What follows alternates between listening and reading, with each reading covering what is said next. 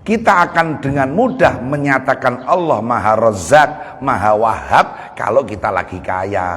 Kalau kita lagi bangkrut, susah kita mengakui bahwa Allah itu Maha Razzaq, Maha Wahhab. Pertanyaannya, apakah Allah itu Maha Wahhab, Maha Razzaqnya itu kadang-kadang?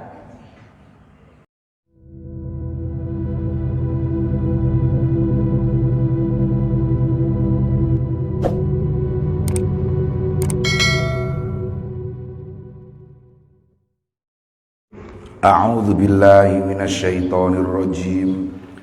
Bismillahirrahmanirrahim. Alhamdulillahi rabbil alamin. Wa bihi nasta'inu ala umurid dunya waddin. Wassalatu wassalamu ala asyrafil anbiya'i wa imamil mursalin. Sayyidina wa maulana Muhammad wa ala alihi wa sahbihi ajma'in, amma ba'd. Qala Syekhul Musannif rahimahullahu ta'ala wa nafa'na bihi wa bi'ulumihi fid dharaini amin. Ilahi duh pangeran kula, kaifa yustadallu, kaya apa ta digawe dalil, alaika ing atase si panjenengan, bima apa kelawan perkara, huwa kang utawi ma fi wujudihi ing dalem wujude ma muftakirun iku butuh ilaika maring panjenengan. Bagaimana mungkin ada sesuatu yang dijadikan sebagai dalil terhadap Allah, padahal sesuatu itu sendiri butuh kepada Allah. Bagaimana mungkin ada sesuatu itu dijadikan sebagai dalil terhadap adanya Allah, padahal sesuatu itu butuh kepada Allah. Segala sesuatu selain Allah pasti butuh kepada Allah. Bagaimana mungkin segala sesuatu itu dijadikan dalil terhadap Allah? Bon, dilanjutke. Ayakunu ono to ono li ghairika iku keduwe liyane panjenengan, minadz zuhuri nyatane pertelo ma apa perkara, laisa kang ora ana apa malaka iku keduwe panjenengan, hatta yakuna sehingga yen to ana apa ma huwa hiya ma al muzhira iku kang ngetingalake laka maring panjenengan. Adakah sesuatu yang lebih jelas daripada Allah sehingga sesuatu itu bisa menjelaskan kepada Allah? Adakah sesuatu yang lebih jelas daripada Allah sehingga sesuatu itu bisa menjelaskan kepada Allah? Sesuatu yang menjelaskan kepada sesuatu yang lain atau penjelas itu harusnya lebih jelas daripada yang dijelaskan. Gitu. Penjelas itu harusnya lebih jelas daripada yang dijelaskan. Yang di sini dimaksudkan yang dijelaskan adalah Allah. Berarti harus ada sesuatu yang lebih jelas daripada Allah untuk menjelaskan Allah. Waduh, bingung ini. Lah bagaimana mungkin terdapat sesuatu yang lebih jelas daripada Allah? Tetapi akal kita yang serba terbatas dan hati kita yang masih kotor masih menganggap ada sesuatu yang mungkin bisa menjelaskan kepada Allah. Betapa ternyata tauhid kita masih rapuh, tauhid kita masih perlu didandani, dibenahi. Tauhid kita masih perlu dibenahi. Atau dalam bahasa lain, kita bertanya kepada diri kita sendiri, apakah kita sudah pernah melihat Allah? Tentu jawaban kita belum. Berarti Allah tidak terlihat. Loh, Allah kok tidak terlihat itu bagaimana? Loh, nyatanya tidak terlihat. Ada tutup, berarti ada sesuatu yang menutupi Allah. Bagaimana mungkin terdapat sesuatu yang bisa menutupi Allah sedangkan Allah maha besar? Tidak mungkin ada yang lebih besar daripada Allah. Kalau ada sesuatu yang lebih besar daripada Allah, mungkin saja sesuatu itu menutupi Allah. Padahal tidak mungkin ada sesuatu yang lebih besar daripada Allah.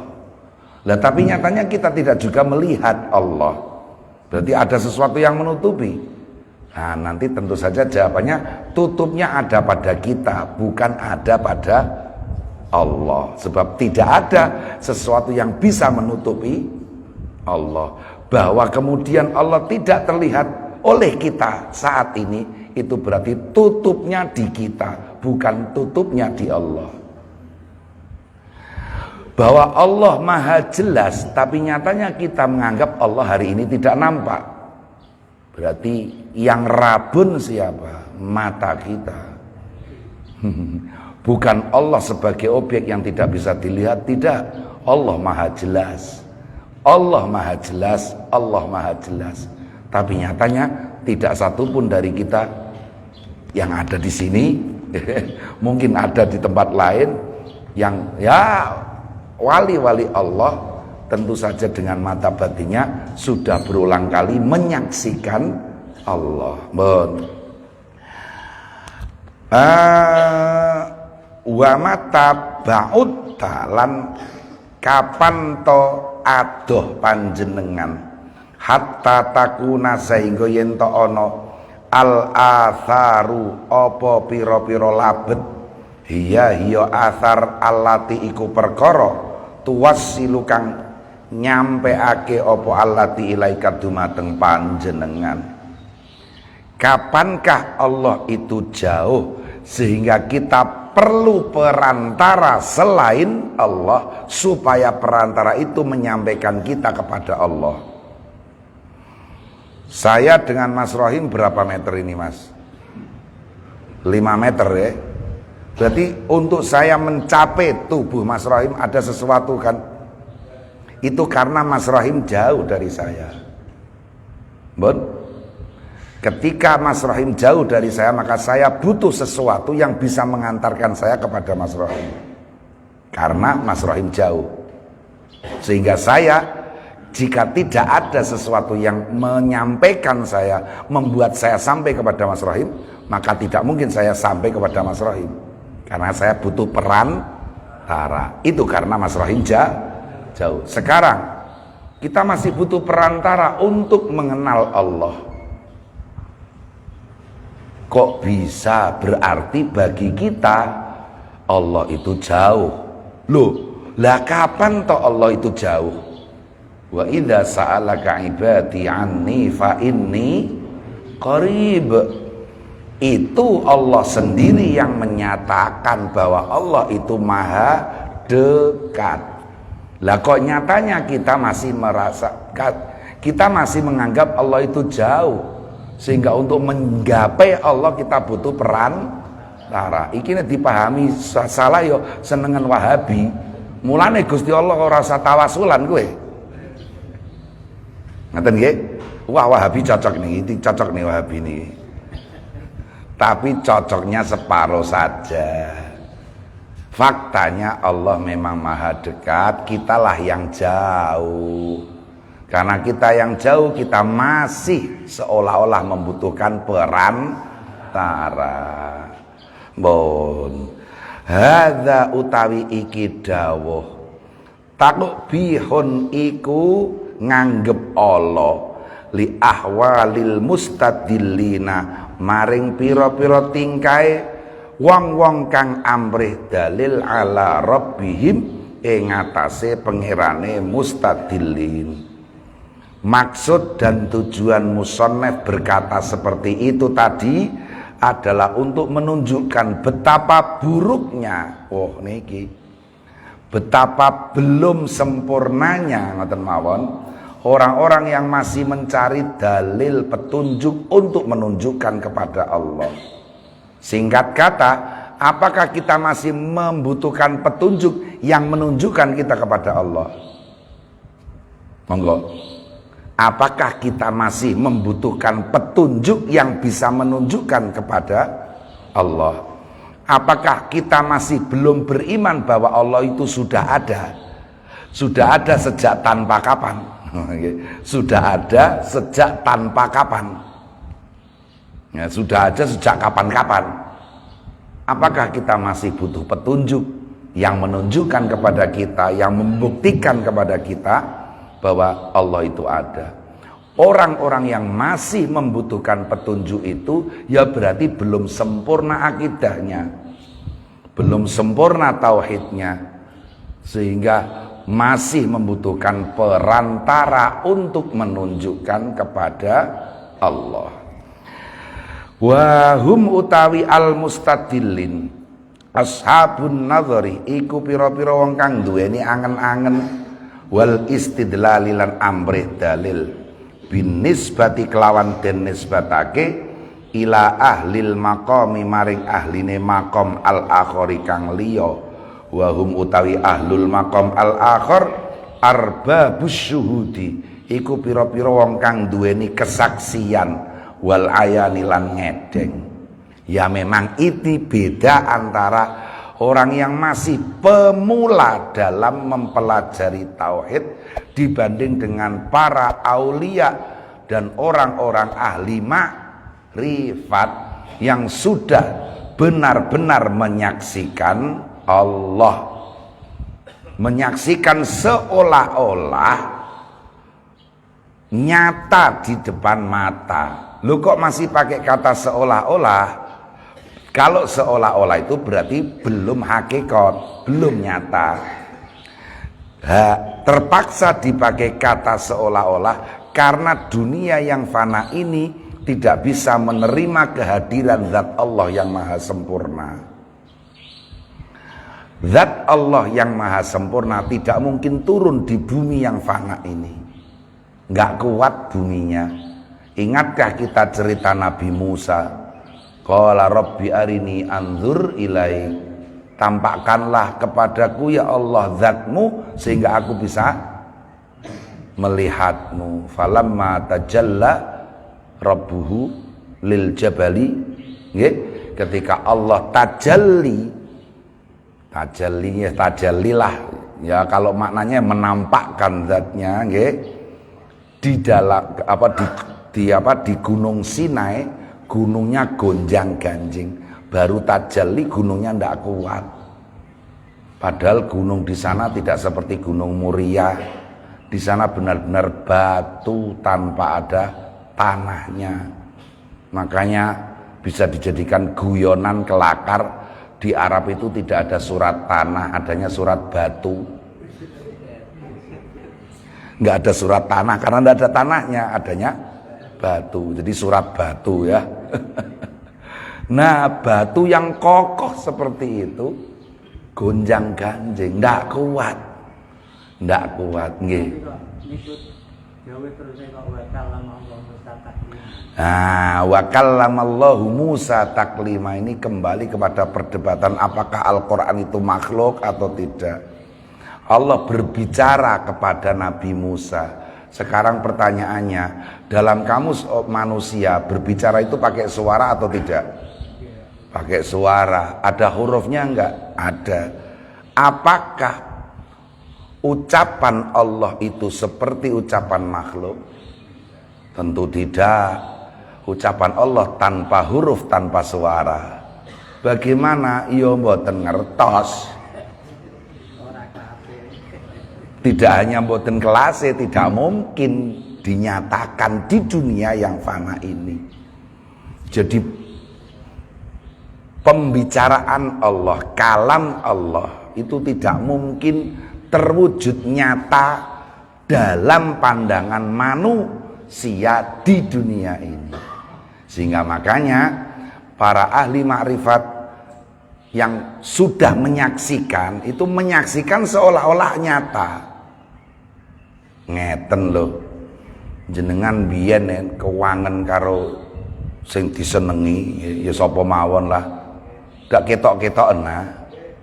Nek ketok-ketoken ndak terus koyok nyoto Ngaten ya. Nggih, yo ora biyen saiki barang nggih. Kalau kita kangen kepada seseorang kan, kemudian seolah-olah nyata padahal dia jauh, seolah-olah di hadapan. Saking nggak bisa menahan diri terhadap kekangenan itu, tiba-tiba kita berbicara sendiri. Dek, piye kabarmu? Ngarepmu sapa lek ana wong ngono kok. Lak cara kuwe. Atau dimulai dari ini ya. Ya, saya sering ngojlok anak-anak di kelas. Diterangin tiba-tiba melongo gitu. Ternyata pandangannya tertuju kepada tembok, bukan pada gurunya. Terus tak ukur simetris gitu. Oh. Anak-anak, saya bilang yang lainnya, menurut kalian ini apa? Tembok, ada apanya? Enggak ada apa-apanya. Itu menurut kalian, tapi menurut temanmu itu tadi di tembok ini ada senyumannya. Nggih. Terus malu, terus kapok ngelamun. Nggih, saya begitu caranya. Nah, anak-anak, menurut kalian ini apa? Tembok, ada apanya? Enggak ada apa-apanya. Itu menurut kalian. Kalian yang enggak ngelamun. Bagi yang ngelamun, di tembok ini ada senyumannya. Kan begitu. Ambo. Tapi orang ngono Gusti Allah iku, ngoten lho. Nah, terus gimana menjelaskannya ya? Karena kita masih belum sampai pada tingkatan itu. Tetapi kita harus meyakini bahwa Allah itu sudah nyata. Kenyataan Allah itu seperti apa ya, mata kita belum bisa melihatnya.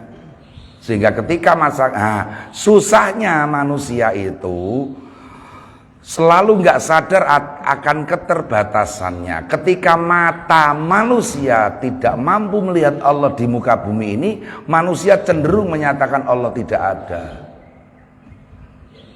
Nggih, ngoten ta mboten? Tapi jenengan kan rawani muni Gusti Allah ra ono. Nanti konsekuensinya berat sekali itu. Iya kafir kan? Nggih. Akhirnya krana wedi kepeksa wis Gusti Allah ana, tapi dikon endi le Kang? Dudono jake. Mbah.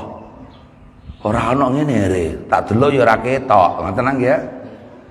Lah ya kok tak delok ora ketok, kaya mripatmu iku segala-galanya.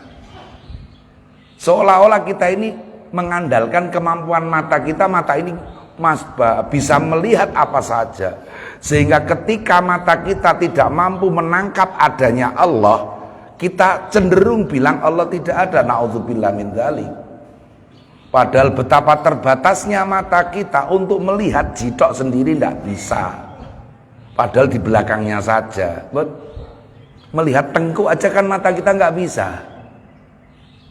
Ketika kita melihat ke kiri tidak mungkin bisa melihat ke kanan pada saat yang sama. Betapa terbatasnya mata kita ini.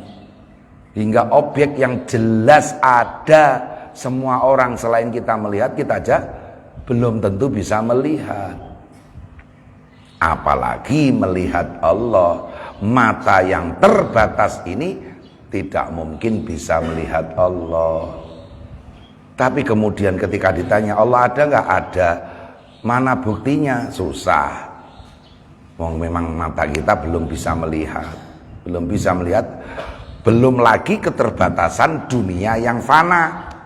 Sudah mata kita terbatas, bumi, dunia, langit segala macam ini juga terbatas. Tidak mungkin menerima kehadiran Allah.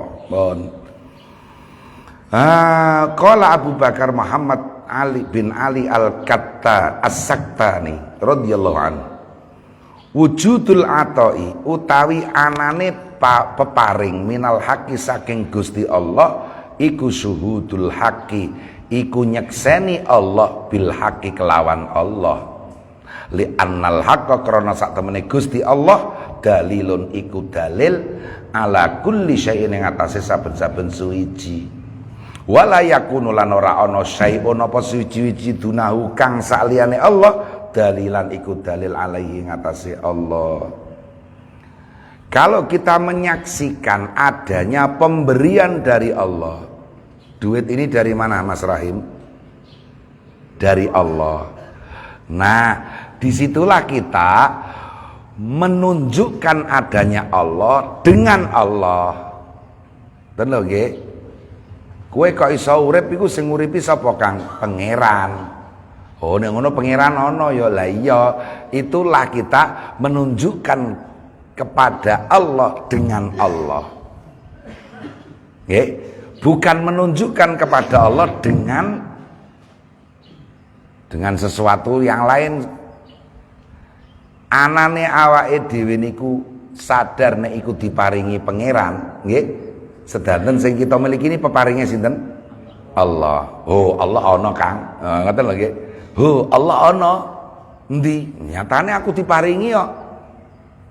Lho kowe kerja ngono kok.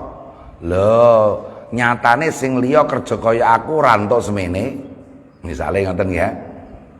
Wong padha-padha kerjane padha persis kok ana sing entuk semene, ana sing entuk semono. Berarti sing maringi ora pekerjaanku tapi Gusti Allah. Nggih, padha-padha nandure, padha-padha ngemese, padha-padha nyiramine. Sing iki metu sepental, iki kok metu 3 pental kena apa? A antum tazra'unahu am nahnuz zari'un. Apakah kamu yang menanam, wahai para petani, ataukah Allah yang menanam? Cara wong biasa sing tandur ya petani.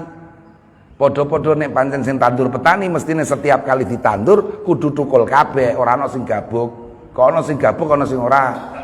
Sapa sing nandur? Gusti Allah. Oh iya, yang menanam ini Allah. A antum tazra'unahu am nahnuz zari'un.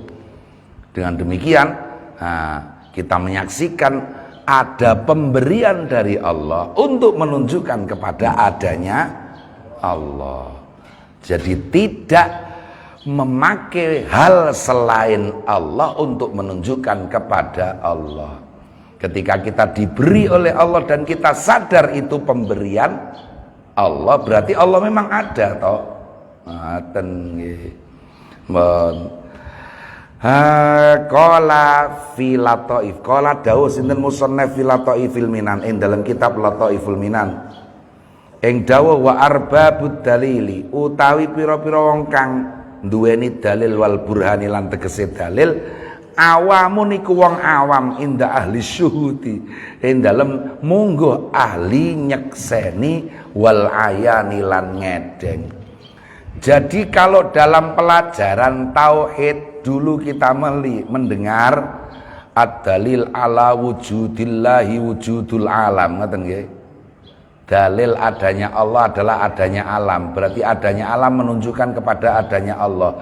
Itu tauhid kelas rendahan menurut ahli ma'rifat, nggih. Karena masih menggunakan sesuatu selain Allah untuk menunjukkan kepada Allah. Kalau ahli ma'rifat tidak butuh sesuatu selain Allah untuk menunjukkan kepada Allah. Lagian begini, lagi-lagi segala sesuatu selain Allah itu pasti terbatas. Kalaupun toh sesuatu itu bisa menunjukkan kepada Allah, maka penunjukannya pasti terbatas. Nggih. Begini, ini seringkali kok kita alami. Kalau kita lagi banyak dapat rezeki, kita mudah mengakui bahwa Allah itu Ar-Razzaq, betul? Tapi kalau lagi cupet, dikongkon ngakon ini pangeran iku Ar-Razzaq Al-Wahhab, gelem kira-kira. Nggih. Wong lagi bangkrut jenengan nasihati, tenang Kang, Allah maha memberi rezeki, Allah maha memberi segala-galanya. Wong ama endi aku bangkrut kabeh ngene kok. Pangeran mengendi lah sampai ke situ. Naudzubillah min dzalik. Itu karena menunjuk kepada Allah itu melalui duit-duit itu. Kalaupun toh bisa terbatas. Kalaupun toh bisa menunjukkan kepada Allah, penunjukannya terbatas. Kita akan dengan mudah menyatakan Allah Maha Razzaq, Maha Wahhab kalau kita lagi kaya. Kalau kita lagi bangkrut, susah kita mengakui bahwa Allah itu Maha Razzaq, Maha Wahhab. Pertanyaannya, apakah Allah itu Maha Wahhab, Maha Razzaqnya itu kadang-kadang? Yo ndak lah, selalu dan terus menerus toh. Allah Maha memberi itu kan selalu dan terus menerus dan sejak dulu dan tidak akan berhenti. Nggih. Ingat ketika nanti surga sudah ditempati oleh penduduknya, neraka sudah ditempati oleh penduduknya, kan sudah selesai semua itu. Tapi Allah nggak pernah selesai. Kalau Allah selesai di situ saja, nanti terus yang mengoperasionalkan logistik surga siapa? Kulla yaumin huwa fi sya'an. Setiap hari Allah itu sibuk mengurusi kita semua ini. Bukan maksudnya berada dalam urusan mengurusi kita ini. Tidak pernah selesai. Pemberian Allah juga nggak pernah selesai, juga nggak pernah istirahat.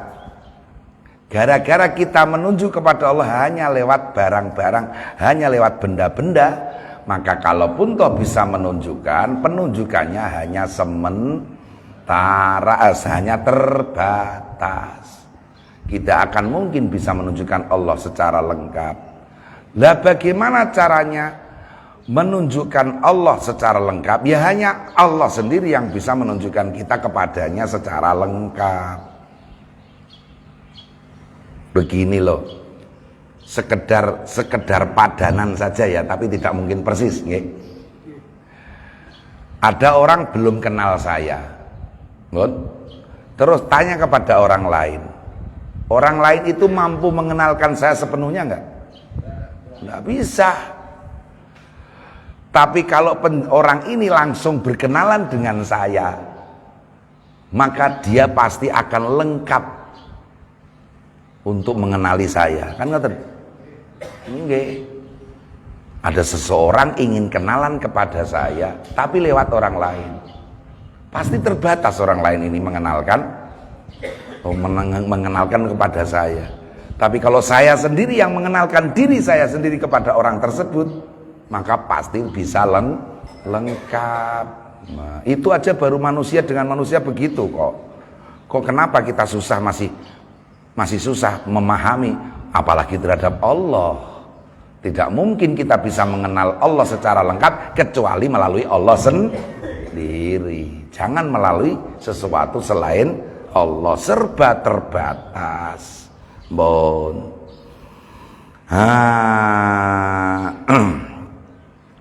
Kala nggih awamun nggih. Qaddasu kang padha nyucekake sapa ahli syuhud wal ayan al haqqa ing Gusti Allah fi zuhurihi ing dalem pertelane Allah an yahtaja saking yento lho kok tak maknani saking niku nyimpen an nggih saking yento butuh sinten Allah dal ila dalilin maring dalil alaihi ngatasé Allah. Ahli-ahli makrifat tidak pernah menyatakan bahwa Allah butuh kepada sesuatu untuk memperkenalkan Allah kepada makhluk. Bagi ahli makrifat, Allah tidak pernah butuh adanya alam supaya orang mengenal Allah. Bagi ahli makrifat, Allah tidak butuh adanya dunia, Allah tidak butuh adanya makhluk, yang mana makhluk itu bisa mengenalkan kepada Allah. Dalam bahasa saya tadi, padanan tadi, saya tidak butuh Mas Rohim supaya Mas Rohim mengenalkan saya kepada orang itu. Untuk apa? Mas Rohim tidak mungkin bisa mengenalkan saya dengan orang lain secara lengkap. Kalau saya tahu bahwa Mas Rohim tidak mungkin bisa mengenalkan saya kepada orang itu, untuk apa saya membutuhkan Mas Rohim sebagai pengenal? Hanya saya yang bisa mengenalkan diri saya kepada orang tersebut. Nggih. Dak pancen ngoten nggih. Ora mungkin ana wong iso ngenalno wong liya kanthi lengkap. Ten mungkin ya wong dhewe iku sing sok maringi keterangan lengkap.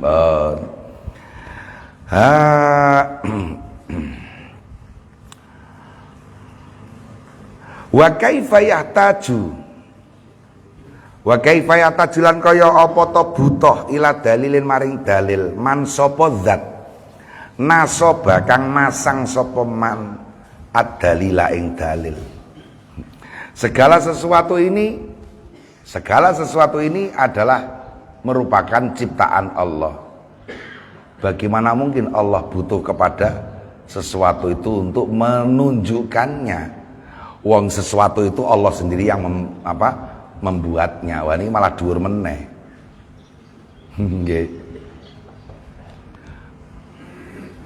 Kursi adalah karya cipta tukang kayu. Apakah kursi itu bisa mengenalkan kita kepada tukang kayunya? Mboten saged ta? Nggih. Ya itu cipta, apalagi itu sekedar ciptaannya tukang kursi. Kursi saja nggak bisa menunjukkan siapapun kepada penciptanya, pembuatnya. Saya bikin meja ini, apakah meja ini sanggup mengenalkan orang lain kepada saya? Ya, enggak bisa sama sekali. Oh, saya yang buat kok, kan gitu, nggih. Itu hanya sekedar buatan saya. Nggih. Pripun? Nggih. Itu hanya sekedar buatan saya, dia nggak akan mampu menunjukkan apa-apa kepada saya. Wa kaifa yakunu lan kaya apa to ana apa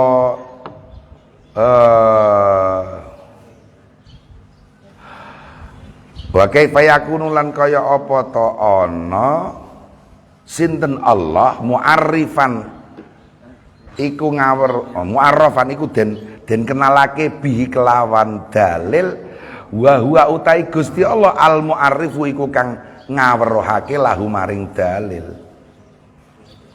Allah itu yang selalu memberi petunjuk. Bagaimana ada orang lain bisa menunjukkan kepada Allah? Ya ra iso. Wong Allah itu sifatnya memberi petunjuk. Memberi petunjuk kepada selain Allah. Lah kalau dibalik ya enggak mungkin. Bahwa lampu itu menghasilkan cahaya. Tapi apakah mboten iso saged nggih kula hapus meneh. Jadi itu tadi ya, Allah itu kan memberi petunjuk kepada selain Allah. Bukan kok dibalik, selain Allah menunjuk kepada Allah. Ya tidak bisa kan? Wong Allah yang memberikan petunjuk. Allah yang menunjukkan kepada itu, bukan itu yang menunjukkan kepada Allah. Itu bolak-balik mumet ngeten. Nggih. Am kaifa yu'arrafu bisain man sabaka wujuduhu. Am kaifa yu'arrafu utawa kaya apa to den kenalake bisain kelawan suwi-wiji man sapa zat sabaka kang disiki wujuduhu apa wujude zat wujuda kulli syai'in ing wujude saben-saben suwiji. Kita dengan Allah wujudnya lebih duluan mana? Lebih duluan wujudnya Allah. Nggih. Bagaimana mungkin sesuatu yang wujudnya itu lebih dulu Allah, maka sesuatu yang baru wujud bisa menunjukkan kepada yang sudah wujud. Janjane niku anak menunjukkan kepada bapak atau bapak menunjukkan kepada anak.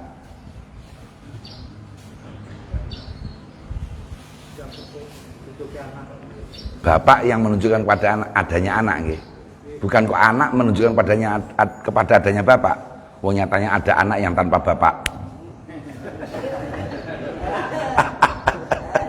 Nggih. Majlep iku ya. Ya nggih. Bapak apakah bapak menunjukkan kepada anak atau anak menunjukkan kepada adanya bapak? Ya enggak bisa, anak enggak bisa menunjukkan kepada adanya bapak, belum tentu. Tapi kalau bapak menunjukkan kepada adanya anak. Bon, lah nek ana bapak durung di anak ya durung disebut bapak, ngono ae gampang. Nggih to? Nggih, bon.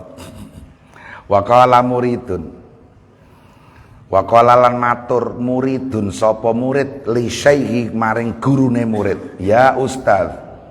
Wah, ada seorang guru bertanya kepada muridnya, ada seorang murid bertanya kepada gurunya, ya ustaz, ho bapak guru, ainallahu, aina iku ing dalem dita Allahu utawi Allah.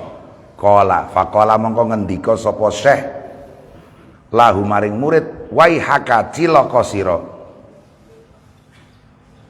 Ayut labu ana ta disumprih ditakokno ma'al aini dalam sertane mripat ainun apa, masyaallah ini bagus, apa ing dalem endi.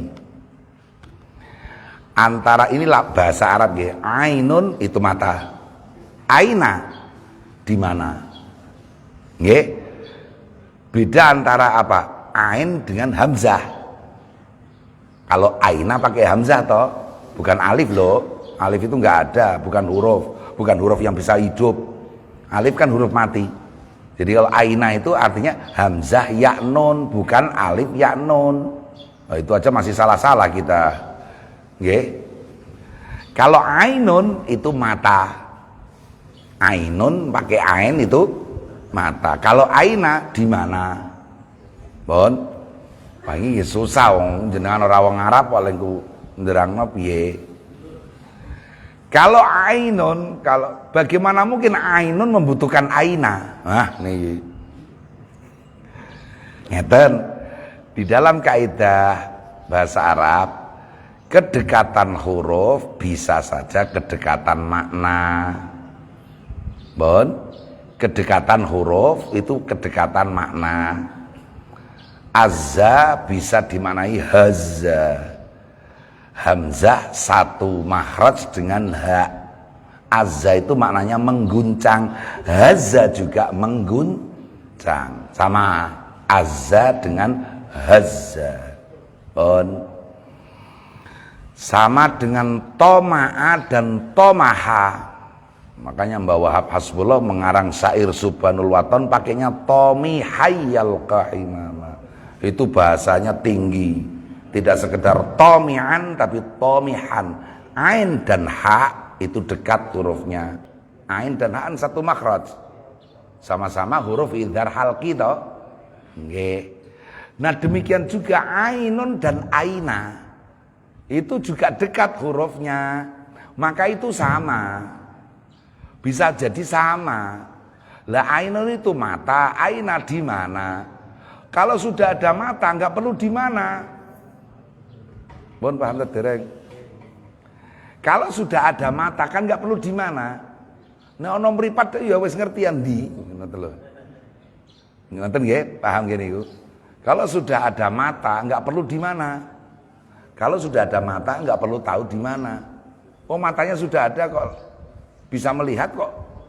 Wong bisa melihat kok masih ditanya di mana. Bon. Karena iya, tapi sekali lagi mata jasad kita belum pernah bisa melihat Allah di dunia.